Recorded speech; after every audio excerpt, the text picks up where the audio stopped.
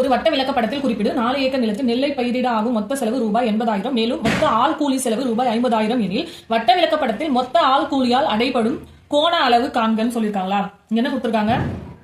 4 acre நிலத்துல நெல்லை பயிரிடாகும் மொத்த செலவு 80,000, ஆள் கூலி 50,000. இதை வட்ட விளக்கப்படத்தில் மொத்த ஆள் கூலியால் அடைபடும் கோண அளவு காண்கன்னு சொல்லியிருக்காங்க. அப்போ நம்ம என்ன பண்ணணும்?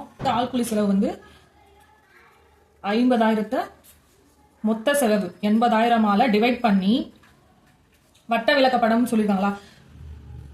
வட்ட விளக்கப்படத்தில் மொத்த கோணம், வட்ட விளக்கப்படத்தோட மொத்த கோணம் நமக்கு 360 டிகிரி.